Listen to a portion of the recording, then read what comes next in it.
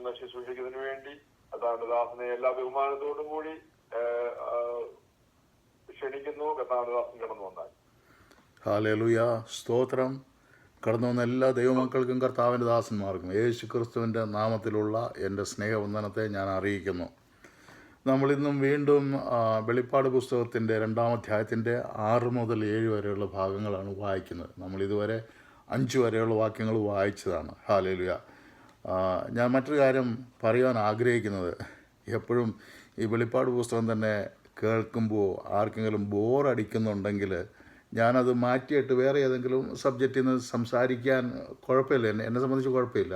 അപ്പം അങ്ങനെ ആർക്കെങ്കിലും ബോറടിക്കുന്നുണ്ടെങ്കിൽ അത് നമ്മുടെ പാസ്റ്ററെ ഒന്ന് അറിയിക്കണം. അതിനുശേഷം പിന്നീട് ഉള്ള സമയങ്ങളിൽ ഞാൻ വേറെ സബ്ജക്റ്റിലേക്ക് മാറ്റിക്കോളാം. ഇത് നിങ്ങൾക്ക് പ്രയോജനം ഉണ്ടാകുമെന്ന് വിചാരിച്ചുകൊണ്ടാണ് ഞാനത് ചെയ്യുന്നത്. ഹല്ലേലൂയ. അപ്രകാരമല്ല എങ്കിൽ അത് നിങ്ങളെ അറിയിക്കണം. സ്തോത്രം. ഹല്ലേലൂയ. നമുക്ക് വെളിപ്പാട് പുസ്തകം 2-ന്റെ 6 മുതൽ 7 വരെയുള്ള വാക്യങ്ങൾ ഒന്ന് വായിക്കാമല്ലോ. എങ്കിലും നിക്കലോവിയരുടെ നടപ്പ് നീ പകയ്ക്കുന്നു എന്നൊരു നന്മ നിനക്കുണ്ട്, അത് ഞാനും പകയ്ക്കുന്നു. ആത്മാവ് സഭകളോട് പറയുന്നത് എന്തെന്ന് ചെവിയുള്ളവർ കേൾക്കട്ടെ. ജയിക്കുന്നവന് ഞാൻ ദൈവത്തിന്റെ പരദീസയിലുള്ള ജീവവൃക്ഷത്തിന്റെ ഫലം തിന്മാൻ കൊടുക്കും. ഹല്ലേലൂയ. കർത്താവെ, ഞങ്ങൾ കേൾപ്പിച്ച വചനത്തിനായി ഞങ്ങൾ നന്ദിയോടെ സ്തുതിക്കുന്നു. ഞങ്ങൾക്ക് ഓരോരുത്തർക്കും കർത്താവെ, നീ നിൻ്റെ വചനത്തിൻ്റെ മർമ്മങ്ങളെ നീ വെളിപ്പെടുത്തി തരണമേ എന്ന് അടിയങ്ങൾ പ്രാർത്ഥിക്കുന്നു. കർത്താവെ, ഹല്ലേലൂയ. അടിയങ്ങളും ജ്ഞാനമുള്ളവനല്ല കർത്താവ്. ഹല്ലേലൂയ. നിൻ്റെ മക്കൾക്ക് ആമീൻ കർത്താവ് ഇതിൻ്റെ മർമ്മങ്ങൾ വെളിപ്പെടുത്തി കൊടുക്കണമേ എന്ന് പ്രാർത്ഥിക്കുന്നു. കർത്താവെ, സ്തോത്രം, നന്ദിയോടെ സ്തുതിക്കുന്നു. ഹല്ലേലൂയ. ഇവിടെ ഇന്ന് പറഞ്ഞിരിക്കുന്നത് ദൈവത്തിൻ്റെ പർദീസയിലുള്ള ജീവവൃക്ഷത്തിൻ്റെ ഫലം തിന്നുവാൻ കൊടുക്കും ജയിക്കുന്നവന്. ഹല്ലേലൂയ. നമ്മളും ജയിക്കുവാൻ വേണ്ടി പൗലോസ് പറഞ്ഞതുപോലെ അതിനുവേണ്ടി ഓടുന്നവരാണ് നമ്മൾ. നമ്മുടെ ആ ഓട്ടത്തിൽ നമുക്ക് വീഴ്ച പറ്റാതെ വണ്ണം ദൈവം കാക്കേണ്ടതിനായി, ദൈവം കാത്തില്ലെങ്കിൽ നമ്മൾ വീണു പോകും. ദൈവം കാക്കേണ്ടതിനായി നമുക്ക് എപ്പോഴും ദൈവത്തോട് പ്രാർത്ഥനയിൽ ആയിരിക്കാം. ഹല്ലേലൂയ. എഫെസോസ് സഭയെക്കുറിച്ച് കർത്താവ് വളരെ നല്ല അഭിപ്രായങ്ങളാണ് പറഞ്ഞിരിക്കുന്നത്. ഹല്ലേലൂയ. ഞാൻ നിൻ്റെ പ്രവൃത്തിയും പ്രയത്നവും സഹിഷ്ണുതയും കൊള്ളരുതാത്തവരെ നിനക്ക് സഹിച്ചുകൂടാത്തതും അപ്പോസ്തലന്മാരല്ലാതിരിക്കെ തങ്ങൾ അപ്പോസ്തലന്മാർ എന്ന് പറയുന്നവരെ നീ പരീക്ഷിച്ച് കള്ളന്മാർ എന്ന് കണ്ടതും നിനക്ക് സഹിഷ്ണുതയുള്ളതും എൻ്റെ നാമനിമിത്തം നീ സഹിച്ചതും തളർന്നു പോകാതിരുന്നതും ഞാൻ അറിയുന്നു. ഹല്ലേലൂയ. ഇതെല്ലാം കർത്താവ് നല്ല കാര്യമാണ്. സഭയുടെ അവരുടെ നല്ല പ്രവൃത്തികളെക്കുറിച്ച് കർത്താവ് അവരെ അപ്രിഷ്യേറ്റ് ചെയ്യുന്നതായിട്ട് നമുക്ക് കാണുവാനിടയായി തീർന്നു. ഈ പറഞ്ഞ കാര്യങ്ങളൊന്നും അത്ര നിസ്സാരമായ കാര്യങ്ങളല്ല, വളരെ പ്രയാസമുള്ള കാര്യങ്ങളാണ് അവർ ചെയ്ത്. കർത്താവിന് വേണ്ടി സഹിച്ച സഹിഷ്ണുത, അവരൊരുപാട് സഹിച്ചിട്ടുണ്ടായിരിക്കും. അവരെ നിന്ദിച്ചതും അവരെ അപമാനമേറ്റതും അവരെ തല്ലിയതും ഒക്കെയും അവർ സഹിച്ചിട്ടുണ്ട്. അവർ കഠിനാധ്വാനം ചെയ്തതും സഭയ്ക്ക് വേണ്ടി പ്രവർത്തിച്ചതും കള്ളന്മാരെ തിരിച്ചറിഞ്ഞതും ഒക്കെയും അവരുടെ ആ ജ്ഞാനം, കർത്താവ് കൊടുത്ത ജ്ഞാനം അവർ ഉപയോഗിച്ചതും എല്ലാം ദൈവം തിരിച്ചറിഞ്ഞ് അവരെ അപ്രിഷ്യേറ്റ് ചെയ്തു. സാധാരണ ഒരു സഭയെ സംബന്ധിച്ച് ഇങ്ങനെയുള്ള കാര്യങ്ങൾ ദൈവം അപ്രിഷ്യേറ്റ് ചെയ്യത്തക്ക രീതിയിൽ ചെയ്യുവാൻ പ്രയാസമുള്ള കാര്യങ്ങളാണ്. ഹല്ലേലൂയ. കാരണം അന്നത്തെ എഫെസോസിനെ നമ്മൾ ചിന്തിച്ചാൽ ആ എഫെസോസ് എല്ലാം ദൈവവചനത്തിൽ നിന്ന് അകന്ന് പൊയ്ക്കൊണ്ടിരിക്കുന്ന ഒരു കാലഘട്ടം, ദൈവവചനത്തോട് അടുക്കുവാൻ പ്രയാസമുള്ള ഒരു കാലഘട്ടം. കാരണം അവിടെ അർത്തമിസ് ദേവിയുടെ, അതായത് ഡയന ദേവിയുടെ ഒരു ആത്മാവ് വ്യാപരിക്കുന്നുണ്ട്. ഈ ആത്മാവ് വ്യാപരിക്കുമ്പോൾ ദൈവത്തിന് വേണ്ടി പ്രവർത്തിക്കുന്നവരെ ഈ ദുഷ്ട ആത്മാവ് കീഴടക്കുവാനിടയായിത്തീരും. അതിൽ നിന്നെല്ലാം അവർ ഹല്ലേലൂയ ജയം പ്രാപിച്ച് ദൈവത്തിന് വേണ്ടി അവരൊരുപാട് കഷ്ടപ്പെട്ടവരാണ്. അതിലൊക്കെയും ദൈവം അവരെ നന്നായി അഭിനന്ദിക്കുക. ഹല്ലേലൂയ. നമ്മൾ ഇന്ന് ജീവിക്കുന്ന പോലെ ഒരു കാലഘട്ടമല്ലായിരുന്നു അന്ന്. കാരണം ഈ ദുഷ്ട ആത്മാക്കളുടെ ഒരുപാട് പോരുകൾ അന്നുണ്ടായിരുന്നു. നമുക്കറിയാം, അന്ന് മന്ത്രവാദം ചെയ്ത് നടക്കുന്ന ഒരുപാട് പേരുണ്ട്. യഹൂദന്മാരിൽപ്പെട്ടവരുണ്ടായിരുന്നു മന്ത്രവാദം ചെയ്ത് നടക്കുന്നവർ, കൂടോത്തരം ചെയ്ത് നടക്കുന്നവർ. ഇവരൊക്കെയും ഈ ദുഷ്ട ആത്മാവ് അന്നും ഇന്നും ഉണ്ട്. ഹല്ലേലൂയ. അവരിൽ നിന്നെല്ലാം പീഡനങ്ങളൊക്കെ സഹിച്ച് ദൈവസഭയെക്കുറിച്ച് പറയുമ്പോൾ തന്നെ അവർ പീഡനം അനുഭവിക്കേണ്ടതായി വരും. അങ്ങനെ ഒരു കാലഘട്ടമായിരുന്നു അത്. നമുക്കറിയാം, ഇന്ന് വടക്കേ ഇന്ത്യയിലൊക്കെ ചെന്ന് കഴിഞ്ഞാലും ചില ഗ്രാമങ്ങളിലൊക്കെ ചെന്ന് കഴിഞ്ഞാലും ഇങ്ങനെയുള്ള അനുഭവങ്ങളാണ് നമ്മുടെ ദൈവദാസന്മാരും അനുഭവിക്കുന്നത്. അപ്പോൾ ഇതൊക്കെയും നിങ്ങൾ അനുഭവിച്ച കഷ്ടതകളൊക്കെയും വളരെ പ്രയാസമുള്ള കാര്യം, ഇതെല്ലാം നിങ്ങൾ അനുഭവിച്ചു, ഇതെല്ലാം ഞാൻ അറിയുന്നു. പക്ഷെ നിങ്ങൾക്കൊരു കുറവുള്ളത് നിങ്ങളുടെ ആദ്യ സ്നേഹം വിട്ടുകളഞ്ഞു എന്നൊരു കുറവാണ് ദൈവം പറഞ്ഞിരിക്കുന്നത്. ഇപ്പോൾ രണ്ടാമതും ഹല്ലേലൂയ ദൈവം അവരെ 6-ാം വാക്യത്തിലൂടെ അവരെ അഭിനന്ദിച്ചിരിക്കുക. എങ്കിലും നിക്കലോവ്യരുടെ നടപ്പ് നീ പകയ്ക്കുന്നു, ഹല്ലേലൂയ, എന്നൊരു നന്മ നിനക്കുണ്ട്. നിക്കലോവ്യരുടെ നടപ്പ് നീ പകയ്ക്കുന്നു എന്നൊരു നന്മ നിനക്കുണ്ട്. എന്നാൽ വീണ്ടും നമ്മളിതിൻ്റെ 15-ാം വാക്യത്തിലേക്ക് വരുമ്പോൾ അവിടെയുള്ള സഭ, അതായത് പെർഗമോസ് സഭയായിരിക്കണം, ഹല്ലേലൂയ, ഔവണ്ണം നിക്കലോവ്യരുടെ ഉപദേശം കൈക്കൊള്ളുന്നവർ നിനക്കുണ്ട്. ആ സഭയോട് പറയുന്ന നിക്കലോവ്യരുടെ ഉപദേശം കൈക്കൊള്ളുന്നവർ നിനക്കുണ്ട്. നിക്കലോവ്യരെ ദൈവം പകയ്ക്കുന്ന ഒരു ഡോക്ട്രിനാണ് നിക്കലോവ്യരുടെ, ഹല്ലേലൂയ. എന്നാൽ എഫെസോസ് സഭയ്ക്ക് ആ ഒരു അഭിനന്ദനവും കൂടി കർത്താവ് കൊടുക്കുകയാണ്. എങ്കിലും നിക്കലോവ്യരുടെ നടപ്പ് നീ പകയ്ക്കുന്നു എന്നൊരു നന്മ നിനക്കുണ്ട്, ഹല്ലേലൂയ. എഫെസോസ് ചർച്ച് അപ്പോസ്തലനായ പൗലോസാണ് സ്ഥാപിച്ചത് എന്ന് നമുക്കറിയാം, ഹല്ലേലൂയ. പൗലോസിൻ്റെ 3-ാമത്തെ മിഷണറി യാത്രയിൽ 3 വർഷത്തോളം പൗലോസ് എഫെസോസിൽ താമസിച്ച് സഭയുടെ അതിൽ സംബന്ധിക്കുന്നവരെയൊക്കെയും അവരെ ദൈവവചനത്തിൽ നിന്ന് പഠിപ്പിച്ച് അവരെ കർത്താവായ യേശുക്രിസ്തുവിൻ്റെ സ്നേഹത്തെ മനസ്സിലാക്കിച്ച് കഷ്ടതകളൊക്കെ സഹിച്ച് വളർത്തിക്കൊണ്ടുവന്ന ഒരു സഭയാണ് എഫെസോസ് സഭ, ഹല്ലേലൂയ. അപ്പോസ്തലപ്രവൃത്തി 19:1 നമുക്കൊന്ന് വായിക്കാമല്ലോ. 19:1, 2, 3 വാക്യങ്ങൾ.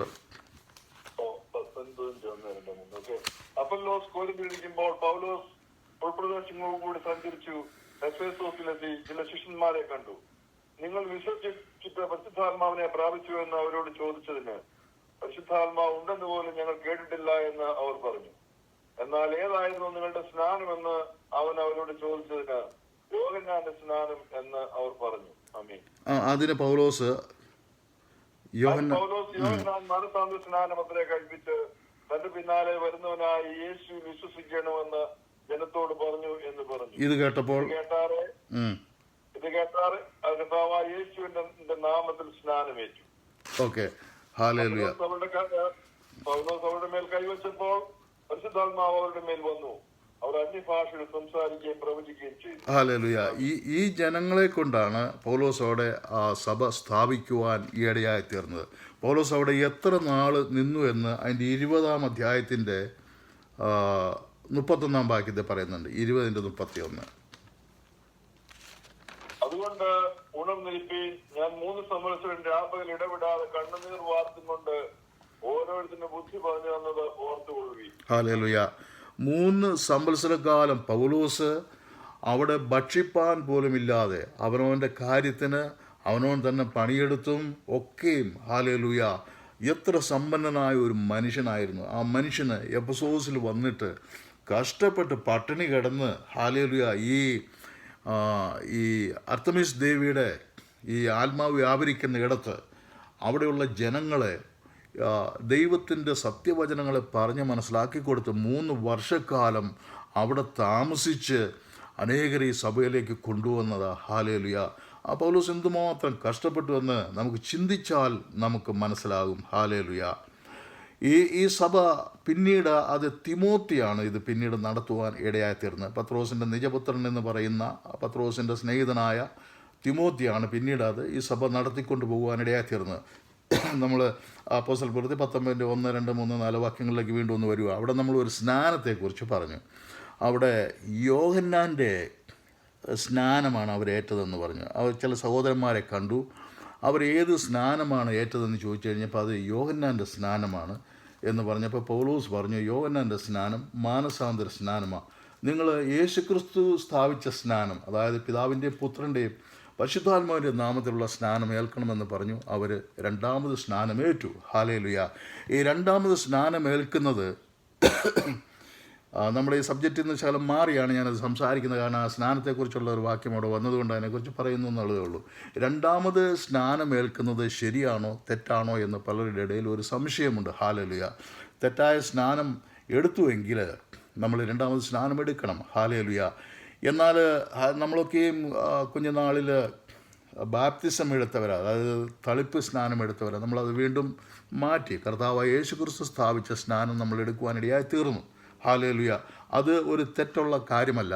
എന്നാൽ ഇവിടെ ഹല്ലേലൂയ യോഹന്നാൻ യോർദാനിൽ കഴിപ്പിച്ച സ്നാനം വീണ്ടും അതിനെ മാറ്റി കർത്താവ് യേശുക്രിസ്തു സ്ഥാപിച്ച സ്നാനം എടുക്കുവാനിടയായി തീർന്നു. അതിൻ്റെ കാരണം ഇവർ യോഹന്നാൻ്റെ സ്നാനം മാനസാന്തര സ്നാനമായിരുന്നു. മാനസാന്തര സ്നാനം എടുത്തു കഴിഞ്ഞാൽ പരിശുദ്ധാത്മാവ് പ്രാപിക്കുകയില്ല എന്നുള്ളത് കൊണ്ട് പൗലോസ് അവരെ പിതാവിൻ്റെയും പുത്രൻ്റെയും പരിശുദ്ധാത്മാവിൻ്റെ നാമത്തിലുള്ള സ്നാനം എടുപ്പിച്ചു. അവർ പരിശുദ്ധാത്മാവ് പ്രാപിക്കുകയും ചെയ്തു. ഹല്ലേലൂയ. അങ്ങനെയെങ്കിൽ ഇതിൻ്റെ മെയിനായൊരു ക്വസ്റ്റ്യൻ വരുന്നത്, അങ്ങനെയെങ്കിൽ കർത്താവായ യേശുക്രിസ്തു ഇതേ സ്നാനം തന്നെയല്ലേ എടുത്തത്? ഹല്ലേലൂയ. യോഹന്നാൻ്റെ കയ്യാലുള്ള സ്നാനമല്ലേ എടുത്തത്? എന്നാൽ എന്തുകൊണ്ടാണ് യേശുക്രിസ്തു രണ്ടാമതൊരു സ്നാനം എടുക്കാതിരുന്നത്, യേശുക്രിസ്തു സ്ഥാപിച്ച സ്നാനം എടുക്കാതിരുന്നത് എന്നൊരു ചോദ്യം പൊതുവെ എല്ലാ ഇടങ്ങളിൽ നിന്നും ചോദിക്കുന്ന ഒരു ചോദ്യമാണ്. ഹല്ലേലൂയ. ഇവിടെ ഈ ശിഷ്യന്മാരെ കൊണ്ട് രണ്ടാമത് സ്നാനം എടുപ്പിച്ച് പിതാവിൻ്റെ പുത്രൻ്റെ പരിശുദ്ധാത്മാവിൻ്റെ നാമത്തിൽ സ്നാനം എടുപ്പിച്ച് അവർ പരിശുദ്ധാത്മാവിൽ നിറഞ്ഞവരായി തീരുവാനിടയായി തീർന്ന പൗലോസ് കൈവച്ചപ്പോൾ, അപ്പോൾ യേശുക്രിസ്തു വീണ്ടും രണ്ടാമതൊരു സ്നാനം എടുത്തില്ലല്ലോ. എന്തുകൊണ്ട്? ഹല്ലേലൂയ. ആ ഒരു സംശയം ഒന്ന് ക്ലിയർ ചെയ്യാൻ വേണ്ടി ഞാൻ ഈ ഭാഗത്തേക്ക് വന്നത് എന്നുള്ളൂ. ഹല്ലേലൂയ. യേശുക്രിസ്തു അവിടെ സ്നാനം എടുത്തപ്പോൾ അവിടെ ഈ 3 പിതാവ് പുത്ര പരിശുദ്ധാത്മാവിൻ്റെ സാന്നിധ്യം അവിടെ ഉണ്ടായിരുന്നു. മറ്റുള്ളവർ സ്നാനം എടുത്ത പോലെ ആയിരുന്നില്ല. പിതാവ് സ്വർഗത്തിൽ നിന്ന് വിളിച്ചു പറഞ്ഞു, ഇവൻ എൻ്റെ പ്രിയ പുത്രൻ, ഇവനിൽ ഞാൻ പ്രസാദിച്ചിരിക്കുന്നു. അപ്പോൾ പിതാവ് അവിടെ ഉണ്ടായിരുന്നു.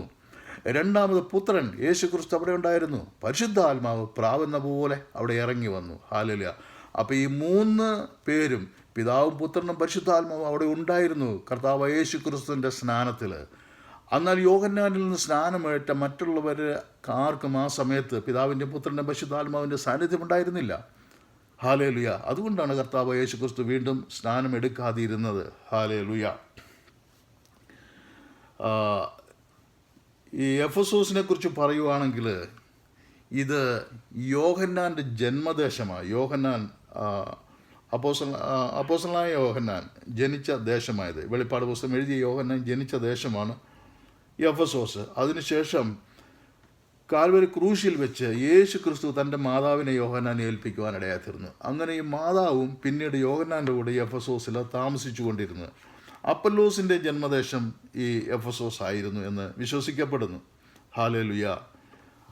യോഹന്നാൻ, യേശുവിൻ്റെ അമ്മ മറിയ, അതുപോലെ പത്രോസ്, അന്ത്രയോസ്, ഫിലിപ്പോസ്, ഇവരെല്ലാം ബെറിയൽ ചെയ്തത്, ഇവരെല്ലാം മരിച്ചു കുഴിച്ചിട്ടത് ഈ എഫെസോസിലാണ്. ഹല്ലേലൂയ. ഈ എഫെസോസിനെ സംബന്ധിച്ച് അതൊരു വലിയൊരു മാർക്കറ്റ് പ്ലേസാണ്. ഏഷ്യയിലെ ഏറ്റവും വലിയൊരു മാർക്കറ്റ് പ്ലേസാണ്. പരിസരത്തുള്ള മറ്റുള്ള ദേശക്കാരൊക്കെയും എഫെസോസിൽ വന്നാണ് അവരുടെ സാധനങ്ങൾ വിൽക്കുന്നതും അവരുടെ ദേശത്ത് കിട്ടുകയില്ലാത്ത പല സാധനങ്ങളും ഈ എഫെസോസിലുള്ള മാർക്കറ്റിൽ ലഭിക്കുന്നത് കൊണ്ട് അവിടെ നിന്ന് വാങ്ങിച്ചുകൊണ്ട് പോവുകയും ചെയ്യുന്നു. അങ്ങനെ വലിയൊരു മാർക്കറ്റ് പ്ലേസ്, വലിയൊരു ബിസിനസ് സ്ഥലമായിരുന്നു എഫെസോസ്. അതുകൊണ്ട് അവിടെ 4 ഹൈവേകൾ അവിടെ ഉണ്ടായിരുന്നു. ഈ ഹൈവേകൾ അന്ന് പറയുന്നത് old roads leads to Rome എന്നാണ് പറയുന്നത്. ഈ റോഡുകളെല്ലാം റോമിലേക്ക് പോകുന്ന റോഡുകളാണ്. ഹല്ലേലൂയ. അതുപോലെ ഏറ്റവും വലിയൊരു ഹാർബർ, അന്നത്തെ കാലത്ത് ഏറ്റവും വലിയൊരു ഹാർബർ ഉണ്ടായിരുന്നത് ഈ എഫെസോസിലാണ്. ഹല്ലേലൂയ. ഈ എഫെസോസിൽ വലിയ ബിസിനസ് നടക്കുന്നത് കൊണ്ട്, അതുതന്നെയല്ല എഫെസോസിൽ ഈ അർത്തമീസ് ദേവിയുടെ ടെമ്പിൾ എന്ന് പറയുന്നത് തന്നെ സപ്താത്ഭുതങ്ങളിൽ ഒന്നായിട്ടാണ് കണക്കാക്കപ്പെടുന്നത്. അപ്പോൾ ഇത് കാണുവാനും ഒക്കെ ആയിട്ട് ഒരുപാട് ടൂറിസ്റ്റുകൾ എഫെസോസിൽ വരുന്നുണ്ട്. വലിയൊരു ബിസിനസ് സെൻറ്ററാണ് എഫെസോസ്. അതിനോടനുബന്ധിച്ച് ഒരുപാട് ജനങ്ങൾ എഫെസോസിൽ വരികയും പോവുകയും ചെയ്യുന്ന ഒരു ടൂറിസ്റ്റ് സെൻറ്റർ കൂടിയായിരുന്നു എഫെസോസ്. ഹല്ലേലൂയ. എന്നാൽ അതിൻ്റെ പ്രാധാന്യമെന്ന് പറയുന്നത് ഈ അർത്തമീസ് ദേവിയുടെ ക്ഷേത്രം തന്നെയാണ്.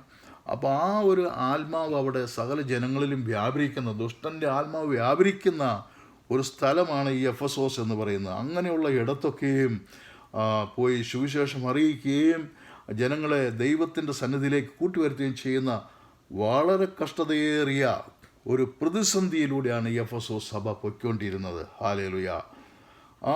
അതൊരു റിലീജിയസ് സിറ്റിയാണല്ലോ. ഹല്ലേലൂയ. അതിൻ്റെ വർഷിപ്പ്, അർത്തമീസ് ദേവിയുടെ വർഷിപ്പാണ് അതിൽ മെയിനായിട്ടുള്ളത്.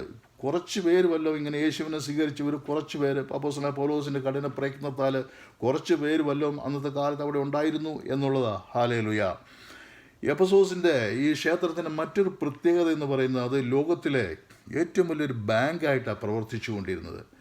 നമുക്കറിയാം ഈ സ്വിസ് ബാങ്ക് എന്ന് പറയുന്ന പോലെ ലോകത്തിലെ വലിയ വലിയ പണക്കാരുടെയും രാജാക്കന്മാരുടെയും പൊളിറ്റീഷ്യൻസിൻ്റെ എല്ലാം പൈസ കിടക്കുന്നത് സ്വിസ് ബാങ്കിലാണ്. കാരണം അത് കണക്കില്ലാത്ത പണമാണ്. എന്ന് പറഞ്ഞതുപോലെ ഈ എഫെസോസിലെ ക്ഷേത്രത്തിലെ ബാങ്കിൽ രാജാക്കന്മാരും വലിയ പണക്കാരും ബിസിനസ്സുകാരും ഒക്കെയും കൊണ്ട് അവരുടെ സ്വർണം, വെള്ളിയ, പ്രഷ്യസ് ആയിട്ടുള്ള മെറ്റൽസ്, സ്റ്റോൺസ് ഇതെല്ലാം നിക്ഷേപിക്കുന്നത് ഈ എഫെസോസിലാണ്. ഹാലയിൽ അങ്ങനെ അത് ലോകത്തിലെ ഏറ്റവും വലിയൊരു ബാങ്കായിട്ട് കൂടി ഇതിനെ കണക്കാക്കപ്പെട്ട് ഇരിക്കുന്ന ഒരു കാലഘട്ടമായിരുന്നു അത്. ഹാലേലുയ. അപ്പോൾ അവിടെയുള്ള ജനങ്ങളുടെ ഈ എഫെസോസ് സഭയിലുള്ള ചില ജനങ്ങളുടെ ആദ്യ സ്നേഹം അവർ വിട്ടുകളഞ്ഞു എന്ന് പറയുന്ന ആ സ്നേഹം അത് റീപ്ലേസ് ചെയ്തിരിക്കുന്നത് വേൾഡ്ലി തിങ്സിലേക്ക് വേണ്ടിയിട്ടാണ്. എല്ലാ മനോഹരമായ വസ്തുവകൾ, കാര്യങ്ങൾ ഒക്കെയും അട്രാക്റ്റീവായിട്ടുള്ള സാധനങ്ങളെല്ലാം ഈ എഫെസോസിൽ ലഭിക്കുന്നു എന്നുള്ളത് കൊണ്ട് പലപ്പോഴും അവരുടെ മനസ്സ് പതറിപ്പോവുക. ഹല്ലേലൂയ. തെറ്റായ വഴികളിൽ നടക്കാനുള്ള ഒരു തോന്നൽ, ഇങ്ങനെയുള്ള ഒരു സാഹചര്യം ഈ എഫെസോസിൽ സഭയിലുള്ള ജനങ്ങളുടെ ഇടയിൽ ഉണ്ടായിരുന്നു. ഹല്ലേലൂയ. എന്നാൽ ഇവർ നിക്കലോവിയൻസിൻ്റെ ഉപദേശങ്ങൾ ഇവർ കൈക്കൊള്ളാത്തവരായിരുന്നു. അവർ കർത്താവും പറഞ്ഞു, ഞാനും അവയെ പകയ്ക്കുന്നു എന്ന് പറയുവാൻ ഇടയായി തീർന്നു. ഹല്ലേലൂയ. ഈ നിക്കലോവിയൻസിൻ്റെ ഉപദേശം എന്ന് പറയുന്നത് അല്ലെങ്കിൽ നിക്കലോവിയൻസ് അതിൻ്റെ തുടക്കം, ആരാണ് ഇതിൻ്റെ ഫൗണ്ടർ മെമ്പർ എന്നുള്ളതിനെക്കുറിച്ച് തിരുവചനത്തിലൊന്നും കാണുന്നില്ല. തിരുവചനത്തിൽ ആകപ്പാടെ കാണുന്നത് നമ്മളിപ്പോൾ വായിച്ച 2:6 2:15 മാത്രം ആണ് കാണുന്നുള്ളൂ. എന്നാൽ ഹിസ്റ്റോറിയൻസ് പറയുന്നത് അപ്പോസ്തലപ്രവൃത്തി 6:5 ഒന്ന് വായിക്കാം. അപ്പോസ്തലപ്രവൃത്തി 6:5.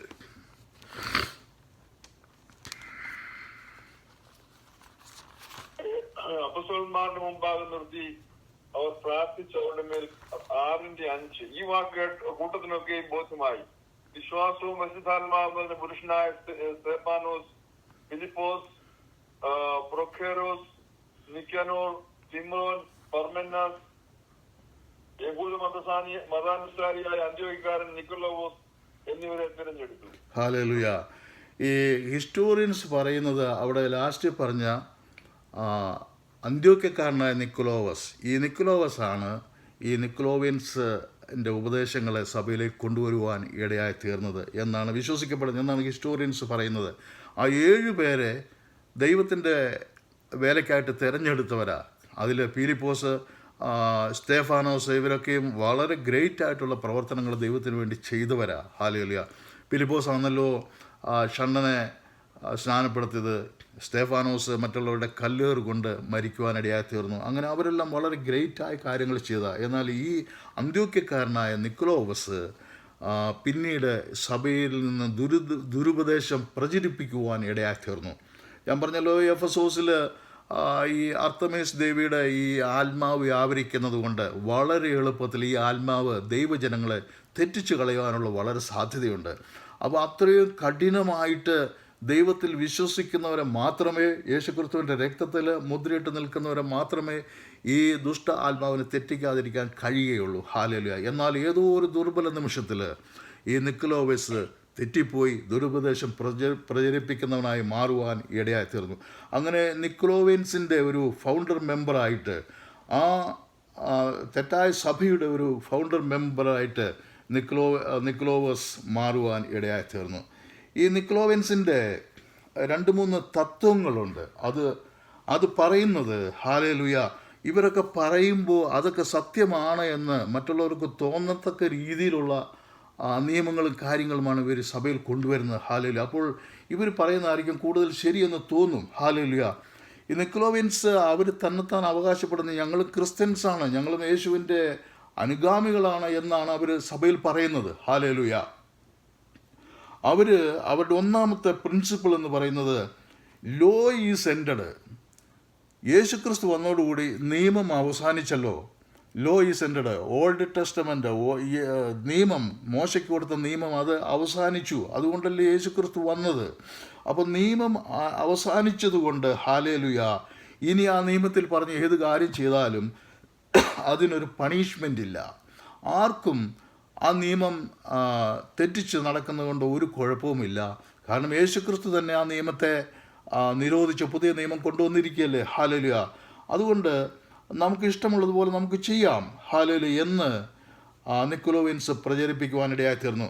എന്നാൽ ഗലാത്യർ 5:13 ഇതിനെതിരെ പറയുന്നുണ്ട്. പൗലോസ് പറയുന്നുണ്ട് ഗലാത്യൻസ് 5:13 സഹോദരന്മാരെ, നിങ്ങൾ സ്വാതന്ത്ര്യത്തിനായി വിളിക്കപ്പെട്ടിരിക്കുന്നു. ഈ സ്വാതന്ത്ര്യം ജഡത്തിന് അവസരമാക്കുക മാത്രം ചെയ്യാതെ 13 അത് തന്നെ. സഹോദരന്മാരെ, നിങ്ങൾ അന്യോന്യം സേവിപ്പീൻ. അപ്പോൾ സഹോദരന്മാരെ, നിങ്ങൾ സ്വതന്ത്രരായി വിളിക്കപ്പെട്ടിരിക്കുന്നു. ഈ സ്വാതന്ത്ര്യം ജഡത്തിന് അവസരമാക്കുക മാത്രം ചെയ്യാതെ സ്നേഹത്തിൽ അന്യോന്യം സേവിക്കുവിന്. ഇതാണ് ദൈവത്തിൻ്റെ നിയമം. പക്ഷേ നിക്കോളോവിയൻസ് പറയുന്നത് അത് ജഡത്തിന് വിധേയമായി പാപം ചെയ്ത് ജീവിക്കാം, കുഴപ്പമില്ല. കാരണം നിയമം അവസാനിച്ചല്ലോ, ആ നിയമം അവസാനിച്ചു. അതുകൊണ്ടാണ് പൗലോസ് അവിടെ ശക്തമായിട്ട് ഗലാത്യൻസിനോട് പറയുന്നത്, നിങ്ങൾ സ്വതന്ത്രരായി എന്ന് വിചാരിച്ചും കൊണ്ട് നിങ്ങൾ ജഡത്തിന് അടിമപ്പെട്ട് ജീവിക്കരുത്. ഹല്ലേലൂയ. ദൈവത്തിന് വേണ്ടി ജീവിക്കണമെന്ന് അവിടെ പറയുവാൻ ഇടയായി തീർന്നത്. ഹല്ലേലൂയ. അപ്പോൾ നിക്കോളോവിയൻസ് കൊണ്ടുവന്ന ഒന്നാമത്തെ പോയിന്റ് അതാണ്, നിയമം അവസാനിച്ചു, അതുകൊണ്ട് നമുക്കിനി പണിഷ്മെൻ്റ് ഇല്ല. അതുകൊണ്ട് do anything as you want, നിങ്ങളുടെ ജഡത്തിന് ഇഷ്ടപ്രകാരം നിങ്ങൾ ജീവിക്കുക എന്നൊക്കെ പ്രചരിപ്പിക്കുവാൻ ഇടയായി തീർന്നു. ദുരുപദേശ സഭയിലേക്ക് വന്ന് കയറിയതായത് നിക്കോളോവിയൻസ് മുഖാന്തരം. രണ്ടാമത്തെ കാര്യം അവർ ആർഗ്യൂ ചെയ്യുന്നത്, ബോഡി എന്ന് പറയുന്ന body is an evil but spirit is good. Hallelujah.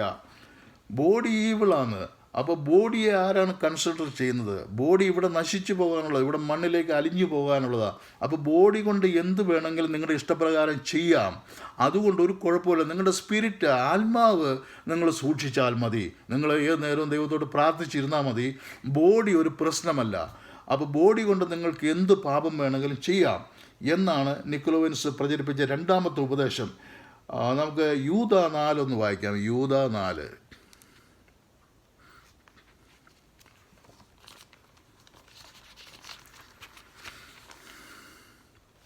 നമ്മുടെ ദൈവത്തിന്റെ കൃപയെ ദുഷ്കാമവൃത്തിക്ക് ഹേതുവാക്കി ഏകനാഥനും നമ്മുടെ കർത്താവുമായ യേശു ക്രിസ്തുവിനെ നിഷേധിക്കുന്ന അഭക്തരായ ചില മനുഷ്യർ നുഴഞ്ഞു വന്നിരിക്കുന്നു.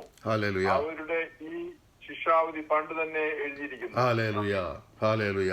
അപ്പോൾ യൂദയ്ക്ക് അവിടെ മനസ്സിൽ തെളിഞ്ഞു, യൂദയ്ക്ക് അവിടെ വെളിപ്പാട് ലഭിക്കുവാനിടയായി തീർന്നു. ഇങ്ങനെയുള്ള ദുഷ്കാമ പ്രവൃത്തിയിൽ കൊണ്ട് നുഴഞ്ഞു കയറിയിരിക്കുന്ന അനേകർ നമ്മുടെ സഭയിലേക്ക് വന്നിട്ടുണ്ട്. ഹല്ലേലൂയ. അത് ഈ നിക്കോളോവിയൻസിനെ ഉദ്ദേശിച്ച് എഴുതിയിരിക്കുന്ന, അല്ലെങ്കിൽ അങ്ങനെയുള്ളവരെ ഉദ്ദേശിച്ച് എഴുതിയിരിക്കുന്ന ഒരു വാക്യം അത്. ഹല്ലേലൂയ.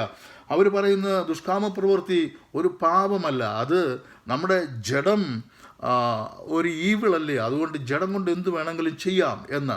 ഇവരുടെ ബുദ്ധിക്കകത്ത് ഇതൊക്കെ വരാനുള്ള കാരണം മെയിനായിട്ട് ഞാൻ ആദ്യം പറഞ്ഞതുപോലെ ഈ അർത്തമീസ് ദേവിയുടെ ഈ ദുഷ്ടശക്തിയുടെ ഒരു വ്യാപാരം അവിടെ വല്ലാതെ നടക്കുന്നുണ്ട്. ഹല്ലേലൂയ.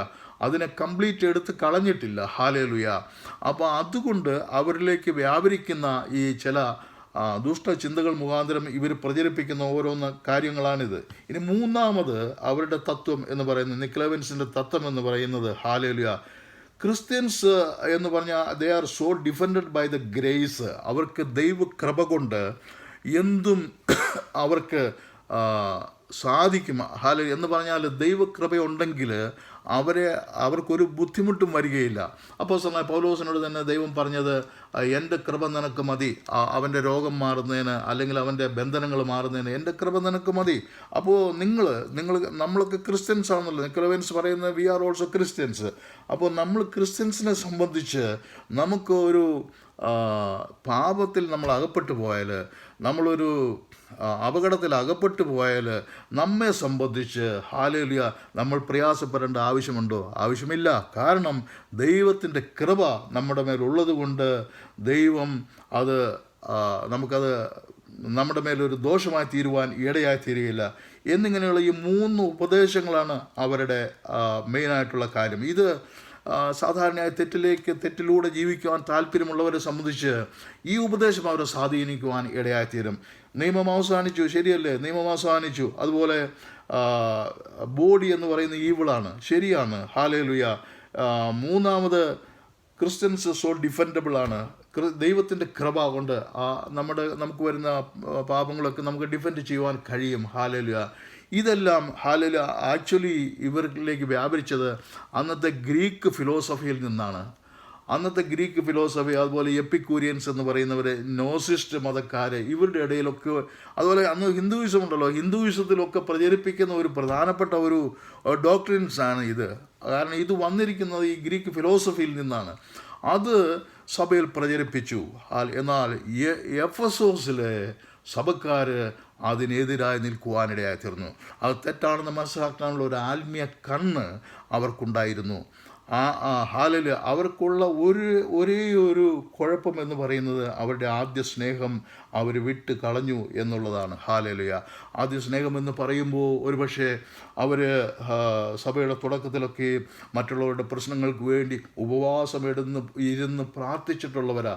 ഭക്ഷണം കഴിക്കാതെ ദൈവത്തിൻ്റെ സന്നിധിയിൽ ഉപവാസം ഇരുന്ന് പ്രാർത്ഥിച്ച് മറ്റുള്ളവരുടെ രോഗങ്ങൾ മാറുന്നത് വരെ അവർ ഉപവാസം ഇരുന്ന് പ്രാർത്ഥിക്കുമായിരുന്നു. അതുപോലെ മറ്റുള്ള ആർക്കെങ്കിലും എന്തെങ്കിലും ഒരു സാമ്പത്തിക പ്രയാസം വന്നു കഴിഞ്ഞാൽ അവരുടെ ഇല്ലെങ്കിൽ പോലും അവരത് എങ്ങനെയെങ്കിലും ഹല്ലേലൂയ അവർ മറ്റുള്ളവർക്ക് വേണ്ടി സഹായം ചെയ്യുമായിരുന്നു. അങ്ങനെ ഹല്ലേലൂയ ദൈവസഭയ്ക്ക് വേണ്ടി അവർ പണം ചെലവാക്കുമായിരുന്നു. അവരുടെ ഉണ്ടെങ്കിലും ഇല്ലെങ്കിലും പോലും അവർ പണം ചെലവാക്കുമായിരുന്നു. ഹല്ലേലൂയ.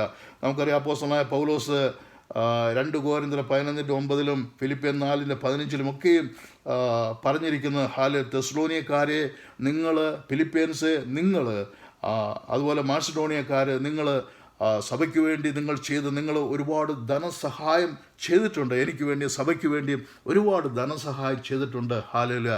ഈ എഫേഷ്യൻസ് അതുപോലെ ഒരുപാട് സഹായം ചെയ്തിട്ടുള്ളവരായിരുന്നു ആദ്യകാലത്ത്. പക്ഷെ പിന്നീട് അവർക്ക് ആ ഒരു സ്നേഹത്തിൻ്റെ കുറവ് അവരിലുണ്ടായി. എന്തുകൊണ്ടോ അങ്ങനെ ഒന്ന് സംഭവിച്ചു. ഹല്ലേലൂയ. അതൊന്ന് തിരിച്ച് നിങ്ങൾ ആ പഴയ സ്നേഹത്തിലേക്ക് നിങ്ങൾ വന്നു കഴിഞ്ഞാൽ അവർക്ക് ലഭിക്കാൻ പോകുന്ന എന്താണ്? 7-ാമത്തെ വാക്യത്തിൽ പറഞ്ഞിരിക്കുന്നത്, ആത്മാവ് സഭകളോട് പറയുന്ന എന്തെന്ന് ചെവിയുള്ളവൻ കേൾക്കട്ടെ. ജയിക്കുന്നവന് ഞാൻ ദൈവത്തിൻ്റെ പർദീസയിലുള്ള ജീവവൃക്ഷത്തിൻ്റെ ഫലം തിന്നുവാൻ കൊടുക്കും. ഹല്ലേലൂയ. ഈ ഫലം ഉൽപ്പത്തി പുസ്തകത്തിൽ 2-ാം അധ്യായത്തിലൊക്കെ കാണുന്നത് പോലെ ആദാമിനോട് ദൈവം കൽപ്പിച്ചിരുന്നു, തോട്ടത്തിൻ്റെ നടുവിലുള്ള ജീവവൃക്ഷത്തിൻ്റെ ഫലം കഴിക്കരുത് എന്ന് പറഞ്ഞിരുന്നു. ആദാം ഔവയും അത് അനുസരിച്ചു. പക്ഷേ സാത്താന് ഉപായരൂപേണ വന്ന് അവരെ തെറ്റിച്ച് കളഞ്ഞു. നിങ്ങളത് കഴിച്ചാൽ നിങ്ങളുടെ കണ്ണുകൾ തുറക്കുകയും നിങ്ങൾ കാണുകയും നിങ്ങൾ ദൈവത്തെ പോലെ ആകുകയും ചെയ്യുമെന്ന് പറഞ്ഞു. അങ്ങനെ അവരുടെ ആ മനസ്സിന് സാത്താൻ ഉപായത്തിലൂടെ, കള്ളത്തരത്തിലൂടെ അവർ ചതിച്ച് വഞ്ചിച്ച് കളഞ്ഞ ശേഷം ദൈവം ആ വൃക്ഷഫലം തിന്നുവാൻ ആദമിനെ അനുവദിച്ചില്ല. അങ്ങനെ ആ വൃക്ഷഫലം അന്ന് അത് നിരോധിച്ച വൃക്ഷം ഹല്ലേലൂയ ഇന്ന് ദൈവം പറയുന്നു, ജയിച്ചു വരുന്നവന് ഞാൻ ആ വൃക്ഷഫലം തിന്നുവാൻ കൊടുക്കും. ആ വൃക്ഷഫലം എന്നേക്കും ജീവിച്ചിരിക്കേണ്ടതിനാണ്. ഹല്ലേലൂയ. ദൈവത്തിൻ്റെയും കുഞ്ഞാടിൻ്റെയും സിംഹാസനത്തിൽ നിന്ന് ഒഴുകുന്ന ജീവജല നദിയുടെ അക്കരെയും ഇക്കരെയും ഹല്ലേലൂയ നിൽക്കുന്ന ആ ജീവവൃക്ഷം 12 തരം ഫലങ്ങൾ, 12 മാസം കായ്ക്കുന്ന ഫലങ്ങൾ, അത് നിങ്ങൾക്ക് തിന്നുവാൻ ഞാൻ തരുമെന്ന്. ഹല്ലേലൂയ. ഇനി ദൈവത്തിൻ്റെ സിംഹാസനം ഹല്ലേലൂയ ഇരിക്കുന്നത് അത് പുതിയ യെരുശലേമിലാണ്. ഹല്ലേലൂയ. 3 പുതിയ ഭൂമിയെ, പുതിയ വാനം, പുതിയ യെരുശലേം, ഇങ്ങനെ 3ആയിട്ടാണല്ലോ തിരിച്ചിരിക്കുന്നത്. ഹല്ലേലൂയ. വരുവാനുള്ള കാലത്ത് പുതിയ ഭൂമി, പുതിയ വാനം, പുതിയ യെരുശലേം. ഹല്ലേലൂയ. അതിൽ പുതിയ യെരുശലേമിലാണ് ദൈവത്തിൻ്റെ സിംഹാസനം ഇരിക്കുന്നത്. ഹല്ലേലൂയ. അതായത് നമ്മൾ മോശ ഉണ്ടാക്കിയ കൂടാരത്തിൻ്റെ മാതൃകയിൽ തന്നെയാണല്ലോ സ്വർഗത്തിലെ അവസ്ഥ എന്ന് മോശയുടെ പുസ്തകത്തിലൂടെ നമുക്കത് മനസ്സിലാക്കുവാൻ കഴിയും. അപ്പോൾ പ്രാകാരം അത് പുതിയ ഭൂമിയിൽ, അതുപോലെ വിശുദ്ധ സ്ഥലം അത് ആകാശത്തിൽ, അതിവിശുദ്ധ സ്ഥലം അങ്ങ് സ്വർഗത്തിൽ, അത് അതിന് മേലെ. അങ്ങനെയാണ് എന്ന് ആണ് ദി പെന്തക്കോസ്ത് മിഷൻകാരുടേതായ ഒരു ആലോചന. എന്നാൽ മറ്റുള്ള ഭക്തന്മാരുടെ, മറ്റുള്ള പണ്ഡിതന്മാരുടെ ആലോചനയെക്കുറിച്ചൊന്നും ഞാൻ കേട്ടിട്ടില്ല. ഇത് പെന്തക്കോസ്റ്റുകാരുടെ ഒരു ഇത് TPMകാരുടെ ഒരു ആലോചനയാണ് ഇത് ഇങ്ങനെ. ഹാലലുയ. അങ്ങനെയെങ്കിൽ ജയിക്കുന്നവൻ എവിടെയാണ് ഇരിക്കുന്നത്? ഏറ്റവും അങ്ങേയറ്റത്തുള്ള ഏറ്റവും മുകളിലുള്ള സ്വർഗത്തിലാണ് ഈ ജയിക്കുന്നവൻ ഇരിക്കുന്നത്. ഹാലലുയ. മറ്റുള്ളവർ വിശുദ്ധ സ്ഥലത്തും പ്രാകാരത്തിലുമൊക്കെ ആയിരിക്കും. ഹാലലുയ. അപ്പോൾ മൂന്നാം സ്വർഗമുണ്ട് എന്ന് പൗലോസിൻ്റെ 2 കോരിന്ത്യർക്ക് എഴുതിയ ഒരു പുസ്തകം, ഞാൻ അതിൻ്റെ കറക്റ്റ് റെഫറൻസ് ഓർക്കുന്നില്ല, അതിനകത്ത് പൗലോസ് എഴുതിയിട്ടുണ്ട്, ഒരു മനുഷ്യൻ മൂന്നാം സ്വർഗത്തോളം എടുക്കപ്പെടുന്നതായിട്ട് ഞാൻ അറിയുന്നു. അത് ഉടലോടെയാണോ ആത്മാവോടെയാണോ എന്ന് ഞാൻ അറിയുന്നില്ല. അപ്പോൾ ആ മൂന്നാം സ്വർഗമുണ്ട് എന്ന് ആ പൗലോസിൻ്റെ വാക്യത്തിലൂടെ നമുക്ക് മനസ്സിലാക്കാം. ഒന്നാം സ്വർഗം എന്ന് പറയുന്നത് പുതിയ ഭൂമിയായിരിക്കണം. രണ്ടാം സ്വർഗം എന്ന് പറയുന്നത് പുതിയ വാനമായിരിക്കാം. മൂന്നാം സ്വർഗം എന്ന് പറയുന്നത് സ്വർഗമായിരിക്കും, അതിൻ്റെ മുകളിലായിരിക്കും. അപ്പോൾ ഈ ആദ്യ സ്നേഹം നിലനിർത്തുക, അത് മാത്രമേ ഉള്ളൂ എഫെസോസുകാരെ സംബന്ധിച്ചുള്ള ഒരു കുറ്റമെന്ന് പറയുന്നത്. അവർ ആദ്യ സ്നേഹം അവർ നിലനിർത്തിയെങ്കിൽ അവർ സഭയ്ക്ക് വേണ്ടി അധ്വാനിക്കുന്ന ദൈവദാസന്മാരെ സഹായിക്കുകയും സഭയിൽ കഷ്ടത അനുഭവിക്കുന്നവരെ സഹായിക്കുകയും അതുപോലെ രോഗികളായി കിടക്കുന്നവരെ പോയി കാണുകയും കാരാഗ്രഹത്തിലും മറ്റും കിടക്കുന്നവരെ പോയി സന്ദർശിക്കുകയും അവരുടെ ആവശ്യങ്ങളൊക്കെ നിറവേറ്റി കൊടുക്കുകയും ചെയ്യുന്ന ആയിട്ടുള്ള അവരുടെ ആ സ്നേഹം, ആദ്യത്തെ സ്നേഹം, അത് വീണ്ടും തിരിച്ചു കൊണ്ടുവരുന്നുവെങ്കിൽ അവർക്ക് ലഭിക്കാൻ പോകുന്നത് ഏറ്റവും ഉത്തമമായ ഒരു സ്ഥലമാണ്. അപ്പോൾ മൂന്നാം സ്വർഗത്തിൽ ദൈവം മാത്രമേ വസിക്കുകയുള്ളൂ. ദൈവത്തോട് കൂടെ വസിക്കുവാൻ സാധിക്കും. മറ്റുള്ള നമുക്കറിയാമല്ലോ, പ്രാകാരത്തിലോ വിശുദ്ധ സ്ഥലത്തോ ഒന്നും മഹാപുരോഹിതനൊന്നും അവിടെ അല്ല നിൽക്കുന്നത്. മഹാപുരോഹിതൻ നിൽക്കുന്നത് അതിവിശുദ്ധമായ സ്ഥലത്താണ്. അപ്പോൾ ആ അതിവിശുദ്ധമായ സ്ഥലത്തിൻ്റെ തിരശ്ശീല കീറിയിട്ടുണ്ട്. എല്ലാവർക്കും കയറാനുള്ള അവകാശം കൊടുത്തിട്ടുണ്ടെങ്കിൽ തന്നെ അത് ഇപ്രകാരം ജയിക്കുന്നവരായിരിക്കണം. ഹാലേലുയ. എഫെസോസ് സഭയുടെ ഒരേ ഒരു കുറ്റമേ ഉള്ളൂ, നിൻ്റെ ആദ്യ സ്നേഹം നീ വിട്ടുകളഞ്ഞു, അത് തിരിച്ചു കൊണ്ടുവരിക. ഇനി നമ്മൾ മറ്റുള്ള സഭയെക്കുറിച്ച് കാണുമ്പോൾ അവർക്ക് ഒരുപാട് കുറ്റങ്ങളുണ്ട്. ഇതൊക്കെ നമുക്ക് കാണുവാൻ കഴിയും. ഹാലേലുയ. ഇനി നിങ്ങൾക്ക് ഇഷ്ടമാണെങ്കിൽ അടുത്ത സഭയെക്കുറിച്ചും സ്മരണയെക്കുറിച്ചും പെർഗമോസിനെക്കുറിച്ചും ഒക്കെ നമുക്ക് പിന്നീട് സംസാരിക്കാം. ഇല്ലെങ്കിൽ പാസ്റ്ററോട് വിളിച്ച് പറഞ്ഞാൽ മതി, ഞങ്ങൾ ബോറടിക്കുന്നു എന്ന്. അങ്ങനെയാണെങ്കിൽ നമുക്ക് വേറെ സബ്ജക്റ്റൊക്കെ എടുക്കാമല്ലോ. ഹാലേലുയ. അതിനൊന്നും ഒരു കുഴപ്പമില്ല. ദൈവ ഈ വചനങ്ങളെ നിങ്ങളെ അനുഗ്രഹിക്കട്ടെ. സ്തോത്രം. താങ്ക് യു പാസ്റ്ററെ.